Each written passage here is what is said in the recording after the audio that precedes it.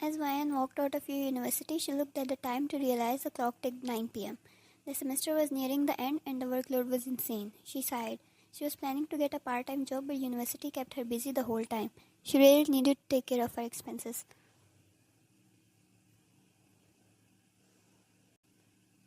As she took out her wallet to check the money, there were only a few notes left, and she needed to spend the whole month with them. She put the wallet bag in her bag and decided to dump the bus and walk back home.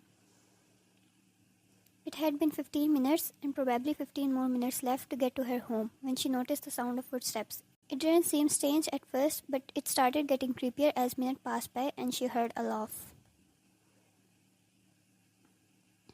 Her curiosity and fear made her turn to find two men, probably in their 30s, following her. She saw a bottle in one of the men's hand and their walk looked a little jiggly.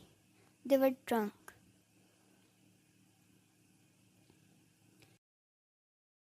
She gulped and instantly turned to her front, picking up a pace. She held the straps of her bag tightly. It was not her first time walking back home, but definitely first time getting stuck in such a situation. She felt goosebumps and sweat trickling down her back.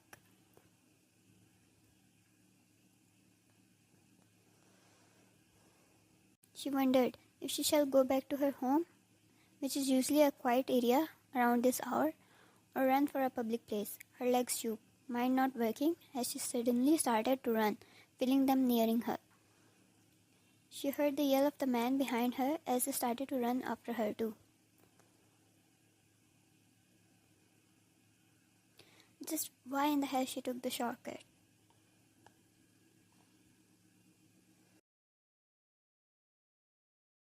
Her heart screamed for someone, at least one person who could help her in this situation. She couldn't think straight as she only focused on running. "Man, you girl, stop there," he said as he threw the bottle her way, which smashed beside her foot. Vian screamed, her heart almost jumping out of her chest, paralyzing her for a moment. She stumbled, but luckily she was quick enough to hold the wall and started to run for her life again. "God, please help me. Please get me out of here. Please save me," she cried. Her legs started to hurt by all the running, and then she stumbled into someone. Regardless of the fact the man she stumbled into could be like the men following her, but it was her hope, the only light in the dark, so she held on to him.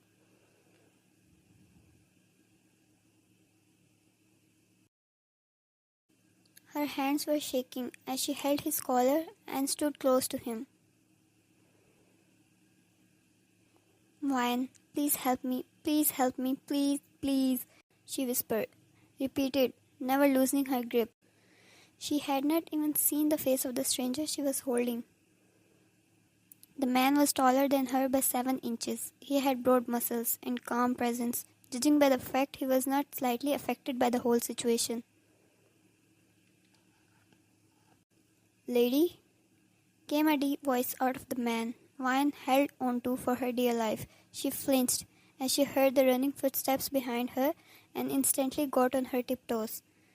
It was in the moment. She was ready to do anything that could get her out of this situation. The thoughts running in her head like a marathon of each possibility that could happen if those men got their hands on her. It was terrifying. As she pulled the man down by the collar and crashed her lips against his, she did not even once think about the possibilities of getting out of one trouble and falling into an even bigger one. Her eyes screwed shut as she held onto the stranger for her dear life.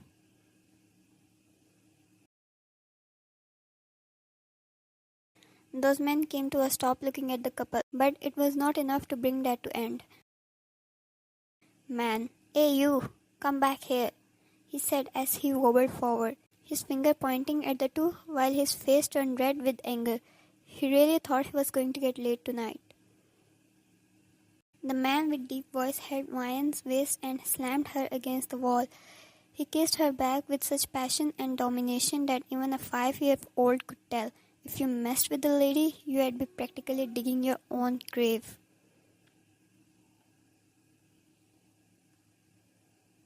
He opened his eyes while kissing the lady. One look towards those drunk men had them running for their lives, which was, according to him, a very smart move. He smirked and yet once again closed his eyes, this time his fingers slowly caressing the waist of the lady in his arms, pinned against the wall and lips molding against hers. Where were you before? He thought. Never had such pleasure kissing someone like you before. Vine abruptly broke the kiss, turning her face to the other side. Her cheeks flushed red with embarrassment, yet the relief of escaping those men made her want to cry out in happiness. Vine, I'm sorry about this, but thank you. She finally raised her head to look at the man who held her caged between him and the wall. Dark hair and whisky eyes. A face so exquisitely chiseled, sharp eyes and intense gaze staring deep in hers. The man was tall and broad. Everything about him screamed danger, yet a calm aura devoured him, like a devil dressed as a saint.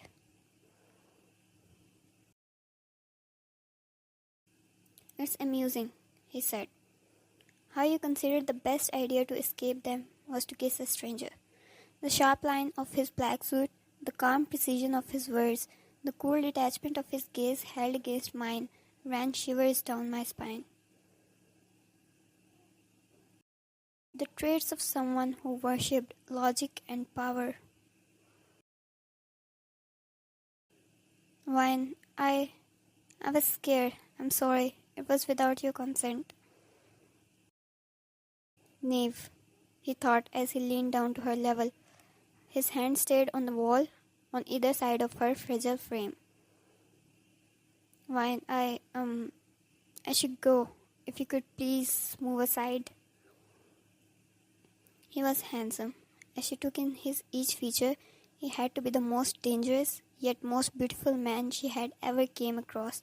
A part of her screamed at her to run away, yet another part wanted to kiss him again, till she was breathless.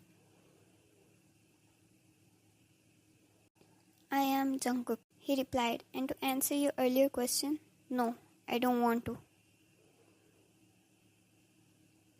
When? What? What do you mean? Please move aside. Her hands landed on his chest in an attempt to push him away.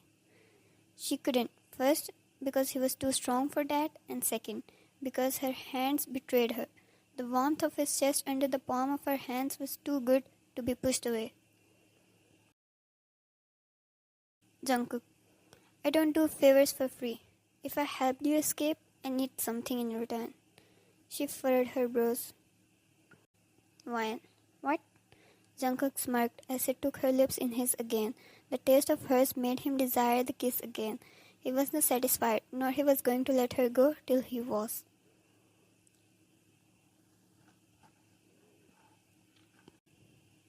Vine shut her eyes tightly, curling her hands into fists against the wall, before she slowly let go of herself and held him by his clothes.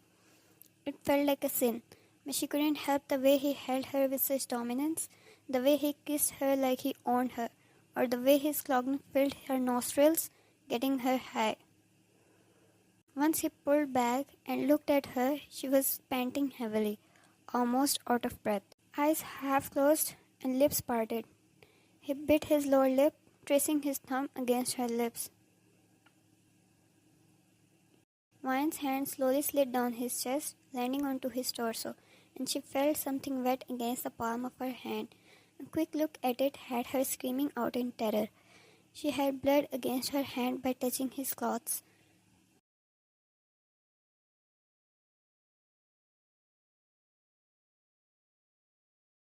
Her terror-filled eyes found his again, who stood there all calm, with a smirk on his lips. Jungkook, be careful next time, darling. I'm not always this easy. He stepped back and walked away, leaving her there all alone, drowned in her fear. 1,000 questions ran through her mind, but the worst of it was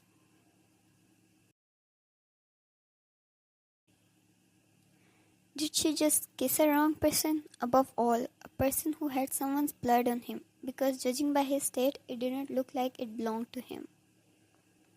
She ran back home and promised herself not to get in such a situation ever again.